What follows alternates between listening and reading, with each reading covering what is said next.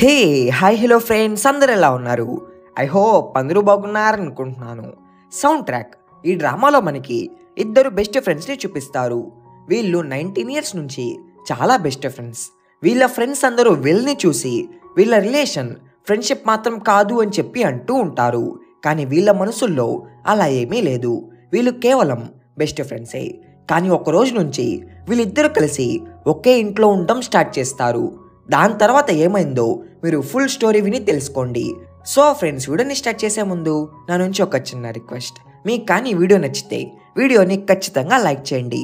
And అలానే మీరు మన ఛానల్కి కొత్తగా వచ్చి ఉంటే ఛానల్ని సబ్స్క్రైబ్ చేసుకోండి. అండ్ పక్కనే వచ్చిన బెల్ ఐకాన్ యాక్టివేట్ చేసుకున్నారంటే నేను ఏ వీడియో పెట్టినా ముందు మీకే నోటిఫికేషన్ వస్తుంది.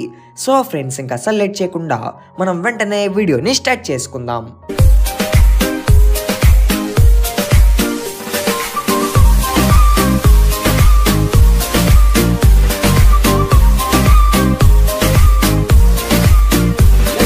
స్టోరీ సు అనే అమ్మాయితో స్టార్ట్ అవుతుంది. సు ఒక మోడల్ లాగా పోసెస్ ఇస్తూ ఉంటుంది. అవన్నీ తన బెస్ట్ ఫ్రెండ్ అయిన సున్హో క్లిక్ చేస్తూ ఉంటాడు. వీళ్ళిద్దరూ 19 ఇయర్స్ నుంచి చాలా క్లోజ్ ఫ్రెండ్స్. అసలు సు ఒక సాంగ్ రైటర్. అలా తన రిజ్యూమ్ని ఒక పెద్ద కంపెనీకి పంపించి ఉంటుంది. సున్హో వచ్చి చాలా ప్రొఫెషనల్ అయిన ఫోటోగ్రాఫర్. సున్హో ఆ ఫొటోస్ రెడీ చేసే లోపు సున్హో తీసిన పిక్స్ చూసి చాలా సర్ప్రైజ్ అవుతూ ఉంటుంది. తర్వాత సున్హో పిక్స్ రెడీ చేసి ఇస్తాడు. అవి చూసి, రే నువ్వు నిజంగా చాలా టాలెంటెడ్ రా, చూడు దీంట్లో నేను ఎంత అందంగా ఉన్నానో అని అంటుంది. అండ్ సున్హోని వాళ్ళ ట్రిప్లో దిగిన పిక్స్ అడుగుతుంది. వాళ్ళమ్మ అవన్నీ డిలీట్ చేసింది అని చెప్పి, దానికి సున్హో నేను కూడా అవన్నీ డిలీట్ చేసాను అని అంటాడు. అండ్ సుతో, ఓయ్ నువ్వు ఈరోజు ఒక మ్యూజిక్ కంపోజర్ని కలవాలి కదా అని అంటాడు. వాడి ఫేస్ పట్టేసుకొని, రే నేను ఎలా ఉన్నానో చెప్పు అని అడుగుతుంది. సున్హో టెన్షన్తో అందంగా ఉన్నావు అని అంటాడు. తర్వాత వెళ్ళి ఆ కంపోజర్ని కలుస్తుంది. కంపోజర్ సుతో, సాంగ్ లిరిక్స్ అన్ని మనుషుల హృదయాన్ని టచ్ చేస్తాయి. నువ్వు కొంచెం ఎమోషనల్ అయ్యి లిరిక్స్ రాసి ఉంటే బాగున్ను. అవును, నువ్వు ఎప్పుడు లవ్ని ఫీల్ చేయలేదు కదా, అదే వన్ సైడ్ లవ్ని. సరే వదిలేయి, నువ్వు ఇది రాయలేవు అని అంటాడు. అంత ఈజీగా గివప్ చేయదు. అలా కంపోజర్ని 1 మంత్ టైం అడుగుతుంది. అసలు ఈ కంపోజర్ ఫేమస్ సింగర్ అయిన జేజున్కి సాంగ్ రైటర్ని సెలెక్ట్ చేస్తూ ఉంటాడు.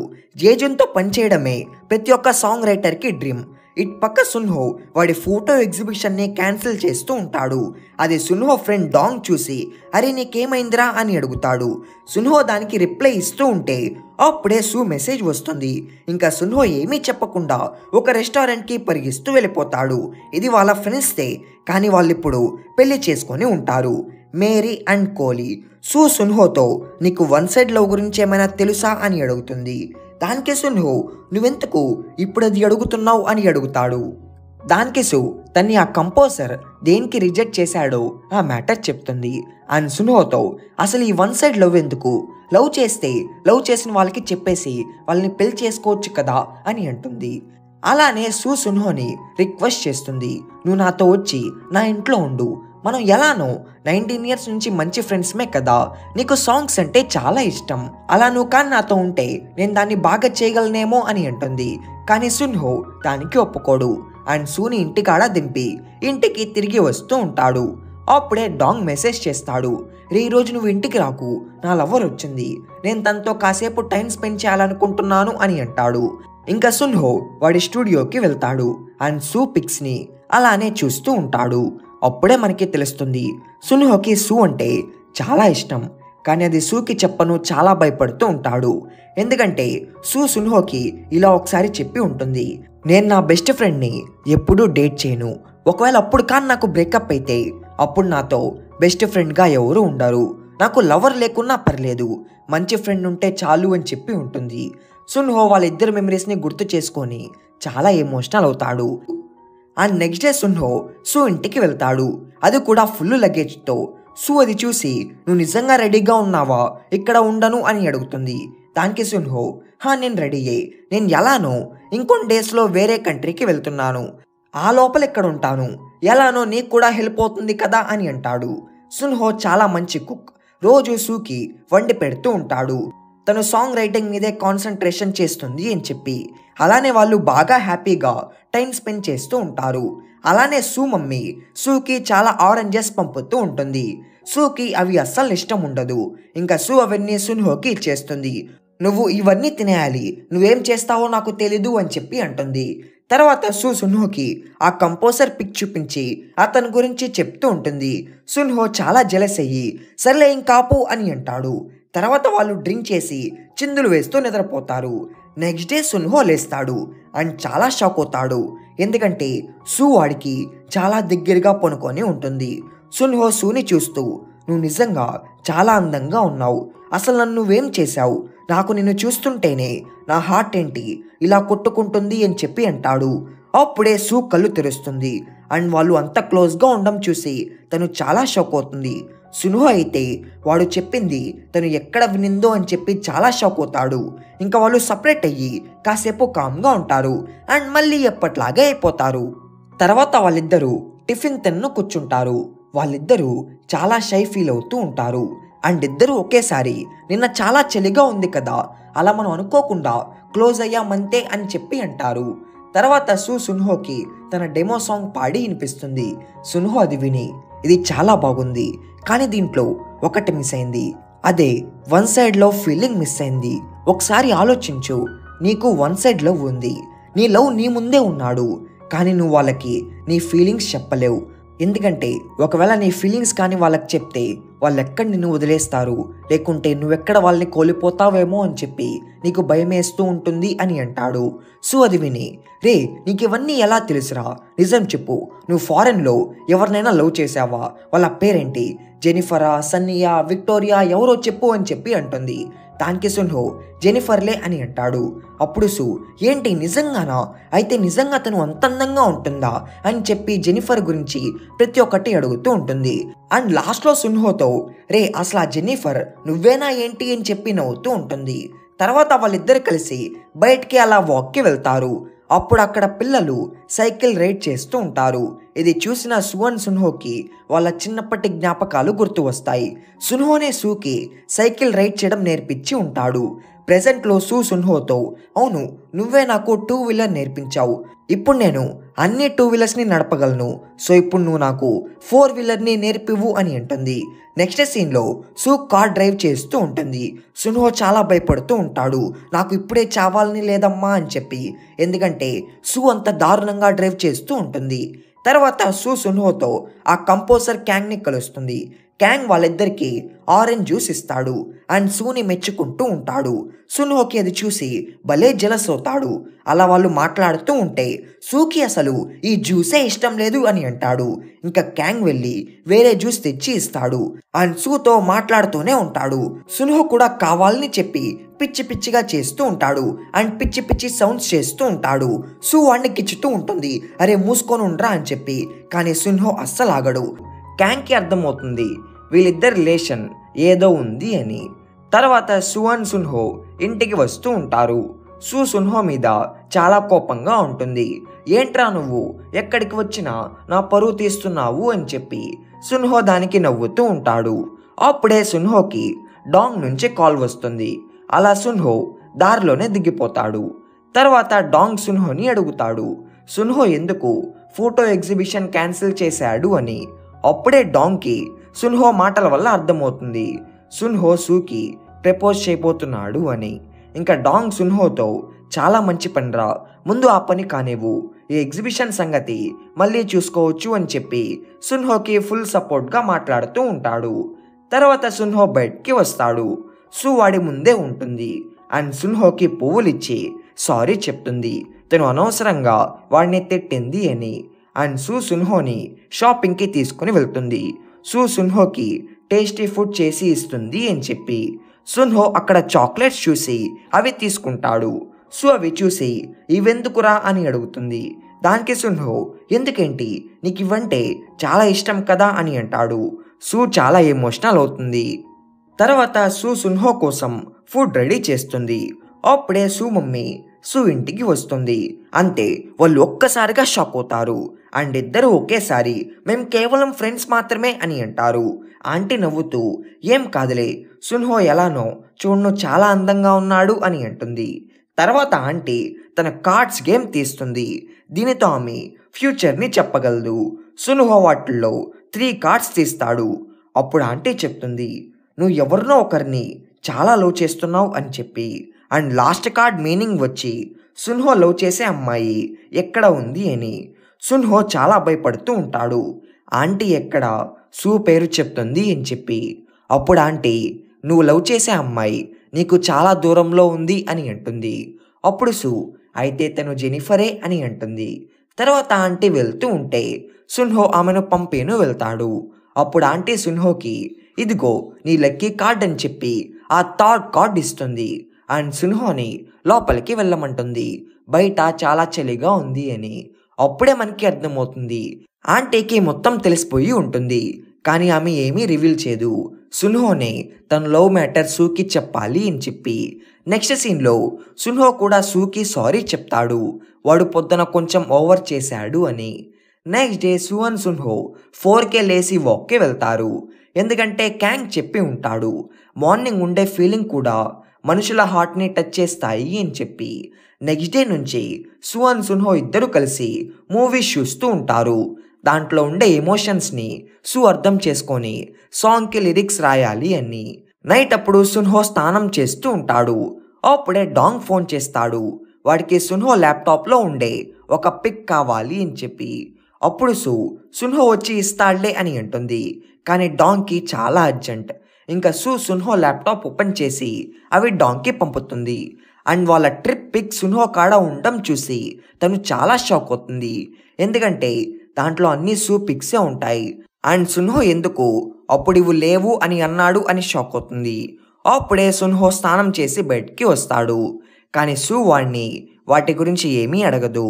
తర్వాత సున్హోని నువ్వు ఎప్పటి నుంచి జెనిఫర్ని లవ్ చేస్తున్నావు అని అడుగుతుంది. దానికి సున్హో ఇప్పుడెందుకు లేది అని అంటాడు. నెక్స్ట్ డే వర్క్ చేసుకోలేక తన ఆల్బమ్ చూస్తూ ఉంటుంది. అప్పుడే తనకి తన పాస్ట్ గుర్తు వస్తుంది.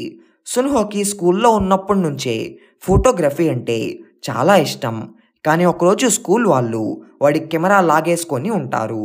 అప్పుడు తన కెమెరా వాడికి ఇస్తుంది. నాకు నీ మీద నమ్మకం ఉంది, నువ్వు మంచి ఫోటోగ్రాఫర్ అవుతావు, నాకెలానో ఈ కెమెరా పర్లేదు, నువ్వు వాడుకో అని చెప్పి అంటుంది. సున్హో చాలా హ్యాపీ అండ్ చాలా థ్యాంక్ఫుల్ అవుతాడు. ప్రెజెంట్లో సున్హోకి తెలుస్తుంది వాడి ఫేవరెట్ ఫోటోగ్రాఫర్ అయిన బెన్కి సున్హో ఫోటోగ్రఫీ చాలా నచ్చింది. అలా సున్హోని ఆయనతో పని చేయను యూరోప్కి పిలిచి ఉంటాడు. సున్హో అది తెలిసి చాలా హ్యాపీ అవుతాడు. అండ్ సడన్గా చాలా సాడ్ కూడా. ఎందుకంటే వాడు ఇంకో 1 వీకే కొరియాలో ఉండేది, అంటే సూతో ఉండేది. ఇట్పక్క క్యాంగ్ని కలుస్తుంది. క్యాంగ్ సూకి సారీ చెప్తాడు. వాడు లాస్ట్ టైం సూకి ఇష్టం లేని డ్రింక్ ఇచ్చాడు అని. అండ్ సూతో ఈ సాంగ్ బాగా ఉంది అండ్ నిన్నే జేజున్కి సాంగ్ రైటర్గా సెలెక్ట్ చేశాం, రేపే మనం వెళ్ళి జేజున్ని కలుస్తున్నాం అని అంటాడు. అది విని చాలా హ్యాపీ అవుతుంది. అండ్ దీని వాళ్ళ ఫ్రెండ్స్ అయిన మేరీ వాళ్ళతో షేర్ చేసుకుంటుంది. అండ్ వాళ్ళని అడుగుతుంది, మీరు షై కాలేదా బెస్ట్ ఫ్రెండ్స్ నుంచి లవర్స్గా అయ్యి పెళ్లి చేసుకున్నప్పుడు అని చెప్పి. దానికి వాళ్ళు ప్రేమ ఎప్పుడు పుడుతుందో ఎవరికీ తెలీదు, అయినా నువ్వెందుకు ఇలా అడుగుతున్నావు, కొంప తీసి సున్హో నీకు ప్రపోజ్ చేసాడా ఏంటి అని అడుగుతారు. దానికి ఏంటి వాడు నన్ను లవ్ చేస్తున్నట్టు మీకు కూడా తెలుసా అని అంటుంది. దానికి వాళ్ళు ఆ మ్యాటర్ నీకు తప్ప లోకంలో ఉన్న వాళ్ళందరికీ తెలుసు అని అంటారు. తర్వాత సున్హో సూకి ఫ్లవర్స్ ఇస్తాడు. అండ్ సూతో నువ్వు నన్ను అడిగావు కదా నేను జెనిఫర్ని ఎప్పటి నుంచి లవ్ చేస్తున్నానని చెప్పి. నేను 8 ఇయర్స్ నుంచి తన్ని లవ్ చేస్తున్నాను. ఎందుకంటే తనే మా అమ్మ తర్వాత నన్ను నమ్మింది నేను చేసే పనిలో అని అంటాడు. సూకి అర్థమవుతుంది సున్హో చెప్పేది తన గురించి అని చెప్పి. ఎందుకంటే సూనే అప్పుడు సున్హోకి చెప్పి ఉంటుంది తనకి వాడి మీద నమ్మకం ఉంది అని చెప్పి. నెక్స్ట్ డే సున్హో సైకిల్ రిపేర్ చేస్తూ ఉంటాడు. అది చూసి నువ్వేం చేస్తున్నావు, నేను ఎలానో దాన్ని పడేద్దామని చెప్పి ఉన్నాను, అది పాతది అయిపోయింది అని అంటుంది. దానికి సున్హో నువ్వు ఆఫీస్ నుంచి రా, అప్పుడు నేను నీకు చూపిస్తాను, గుర్తుంది కదా ఇది నేనే నీకు గిఫ్ట్ చేశాను అని అంటాడు. దానికి నేను ఆఫీస్ నుంచి రాను, లేట్ అవుతుంది అని అంటుంది. అయినా సున్హో కోసం వెయిట్ చేయాలి అని చెప్పి డిసైడ్ అవుతాడు. తర్వాత క్యాంగ్ అండ్ సూ కలిసి జేజున్ని కలుస్తారు. జేజున్ని అందరూ మెచ్చుకుంటూ ఉంటారు. కానీ జేజున్ అయితే సూని మెచ్చుకుంటూ ఉంటాడు. క్యాంగ్ సూ గురించి చాలా చెప్పాడు అని. సూ దానితో చాలా హ్యాపీ అవుతుంది. తర్వాత క్యాంగ్ సూని డిన్నర్కి పిలుస్తాడు. సూ క్యాంగ్కి నో చెప్పలేదు. అతని వల్లే తనకి చాలా మంచి జాబ్ వచ్చింది అని. తర్వాత క్యాంగ్ సూకి తన ఫీలింగ్స్ని కన్ఫెస్ చేస్తాడు. నాకు మిమ్మల్ని అండ్ మీ పాటల్ని వినడంతో మీ గురించి ఇంకా తెలుసుకోవాలి అనిపిస్తుంది. మీరిప్పుడే నాకు ఆన్సర్ ఇవ్వలేదు. మీకు టైం తీసుకోండి అని అంటాడు. ఇటుపక్క సున్హో సూ కోసం వెయిట్ చేస్తూ ఉంటాడు. కానీ తను ఎంతసేపుకైనా రాకపోవడంతో వాడు సూని వెతుక్కుంటూ వెళ్తాడు. అలా సున్హో సూ అండ్ క్యాంగ్ కలిసి ఉండడం చూస్తాడు. అండ్ లోపలికి వెళ్ళి ఓయ్ సూ, నువ్వు ఇక్కడ ఉన్నావా అని చెప్పి వింతగా మాట్లాడుతూ ఉంటాడు. ఎందుకంటే సున్హోకి చాలా జెలస్గా ఉంటుంది. సూ కూడా అప్పుడే వాష్రూమ్ అని చెప్పి వెళ్తుంది. అప్పుడు క్యాంగ్ చెప్తాడు, నేను సూకి ప్రపోజ్ చేశాను అని. సున్హో అది విని చాలా షాక్ అవుతాడు. అండ్ అక్కడున్న వైన్ చూసి ఇది సూ డ్రింక్ చేసిందా అని అడుగుతాడు. దానికి క్యాంగ్ అవును, తనకి ఇది బాగా నచ్చింది, తను ఇది ఎంజాయ్ చేస్తూ తాగింది అని అంటాడు. సున్హో ఒక్కసారిగా చాలా సాడ్ అవుతాడు. అండ్ ఏమీ చెప్పకుండా అక్కడి నుంచి వెళ్ళిపోతాడు. అప్పుడే సూ వస్తుంది. క్యాంగ్ అండ్ సూ చాలా షాక్ అవుతారు. సున్హో ఎందుకు అలా వెళ్ళిపోయాడు అని చెప్పి. నెక్స్ట్ డే సూ సున్హో కోసం ఇల్లు మొత్తం వెతుకుతూ ఉంటుంది. కానీ సున్హో ఎక్కడా కనిపించడు. ఇంకా సూ సున్హో స్టూడియోకి వెళ్తుంది. అప్పుడు డాంగ్ సూతో ఏంటి వాడు నీకు ఇంకా అది చెప్పలేదా అని అంటాడు. దానికి సూ ఏ మ్యాటర్ అది అని అడుగుతుంది. దానికి డాంగ్ ఇది సున్హో లైఫ్ని మార్చేస్తుంది. సున్హో ఫేవరెట్ ఫోటోగ్రాఫర్ అయిన బెన్ సున్హోని అతనితో పని చేయను అని చెప్పి ఇన్వైట్ చేశాడు అని అంటాడు. సూ అది విని చాలా హ్యాపీ అవుతుంది. అండ్ అలానే సాడ్ కూడా. ఎందుకంటే సున్హో సూ కోసం ఎక్కడ ఆ ఛాన్స్ మిస్ చేసుకుంటాడు అని. తర్వాత సూ ఇంటికి వెళ్తుంది. అక్కడే సున్హో సైకిల్ రెడీ చేసి ఉంటాడు. సూ సున్హో ఏమీ చెప్పకముందే నా మనసులో నీకోసం ఏమీ ఫీలింగ్స్ లేవు, నువ్వు కేవలం నాకు బెస్ట్ ఫ్రెండ్వి మాత్రమే అని అంటుంది. సున్హో సాడ్ అయ్యి కామ్గా ఉండిపోతాడు. అండ్ సూతో నేను రేపు యూరోప్కి వెళ్తున్నాను, ఈ మ్యాటర్ చెప్పనే ఇప్పుడు వచ్చాను అని అంటాడు. సూ కూడా సాడ్ అయ్యి కామ్గా ఉంటుంది. ఈ సీన్లో మనం ఇద్దరు ఎమోషనల్లీ లోపల బాధపడడం చూస్తాం. ఇద్దరికి ఒకరంటే ఒకరికి చాలా ఇష్టం, కానీ అది వాళ్ళు బయటికి చెప్పలేరు. నెక్స్ట్ డే సున్హో నిజంగా యూరోప్కి వెళ్ళిపోతాడు. సున్హో వెళ్ళిన తర్వాత సూ చాలా ఏడుస్తుంది. అప్పుడే మనకి పాస్ట్ని చూపిస్తారు. సున్హో 8 years ముందు 2 years ఆర్మీకి వెళ్ళాలి. అది సున్హో సూకి చెప్తాడు. కానీ సూ ఏమీ పట్టించుకోదు. నువ్వు లేకుంటే ఏమీ కాదులే అన్నట్టు. కానీ సున్హో ఎప్పుడైతే వెళ్తాడో సూ చాలా ఏడుస్తుంది. సూ సున్హో కెరియర్ని తన వల్ల వాడు పాడు చేసుకోకూడదు అని చెప్పి అలా చెప్పి ఉంటుంది. నిజానికి సూకి సున్హో అంటే చాలా ఇష్టం. సున్హో సూ ఏడవడం దూరం నుంచి చూస్తాడు. అలానే సున్హో సూకి లవ్వర్గా అవ్వాలి అని చెప్పి తనకి ఎప్పుడు వాడి లవ్ చెప్పలేదు. ఎందుకంటే తను కూడా వాడిని లవ్ చేస్తేనే అప్పుడు వాడు చెప్దామని చెప్పి అనుకొని ఉంటాడు.